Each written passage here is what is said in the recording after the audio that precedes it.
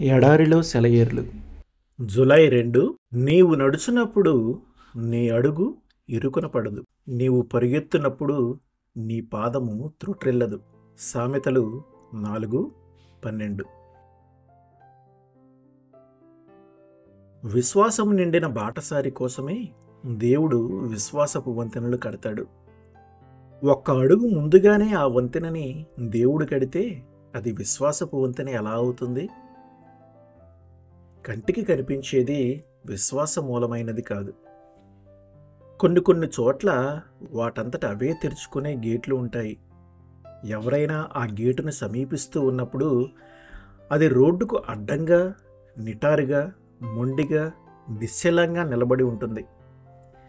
దాన్ని సమీపించకుండా ముందుగానే ఆగిపోతే అది తెరుచుకోదు.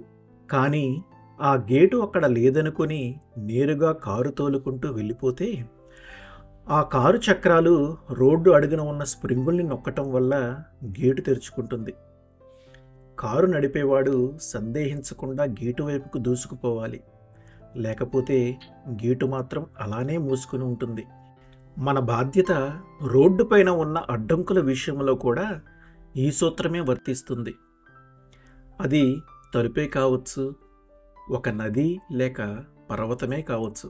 యేసుక్రీస్తు పిల్లలైన వాళ్ళు చేయవలసినది ఏమిటంటే దానిలోకి దూసుకుపోవటమే.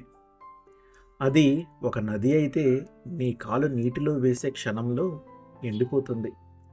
అది గేటు అయితే నువ్వు దానికి సరిగ్గా ఢీకొట్టబోయే సమయంలో తెరుచుకుని దారి ఇస్తుంది. అది ఓ పర్వతమైతే సంకోచం లేకుండా సూటిగా దానికి ఎదురుగా నడిచి వెళ్ళిపోతే అది అక్కడ నుండి లేచి సముద్రంలో పడుతుంది. నీ దారికి ఎదురుగా ఓ పెద్ద అడ్డంకి కనిపిస్తున్నదా? దేవుని పేరట దాన్ని సూటిగా ఎదుర్కో, అది అక్కడ నుండి మాయమవుతుంది. మనం కూర్చొని ఏడవటం అనవసరం, లేచి నిత్యము సాగిపో అంటూ సర్వశక్తిమంతుడైన దేవుని స్వరం ఆదేశించింది. ధైర్యంగా ముందడుగు వేసి కదిలిపోదాం. చీకటి రాత్రైనా, అడుగు ఎక్కడ వేస్తున్నామో తెలియకపోయినా మనం ముందుకు సాగుతుండగా దారి దానంతట అదే తెరుచుకుంటూ పోతుంది. సందేహించవద్దు. అవసరమైతే అగ్నిస్తంభం, మేఘస్తంభం మనకి అరణ్యంలో దారి చూపుతాయి. ఆ రోడ్డు మీద దారి చూపించే సంకేతాలు, దారి ప్రక్కన విశ్రాంతి గృహాలు ఉన్నాయి.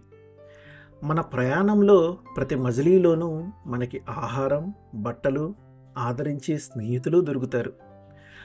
ప్రయాణంలో ఎంత అలసిపోయినా, ఎన్ని కష్టాల పాలైనా ఇల్లు చేరగానే సంతోషకరమైన తీయటి స్వాగతం మనకి ఎదురవుతుంది కదా.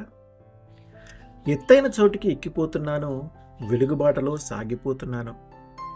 నిశీదిలో నిర్మలమైన నదులు ప్రవహించే పచ్చిక బయళ్లలో పరుగు తీస్తున్నాను.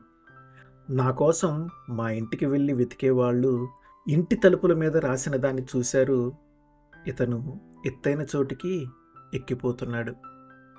ఆమెన్.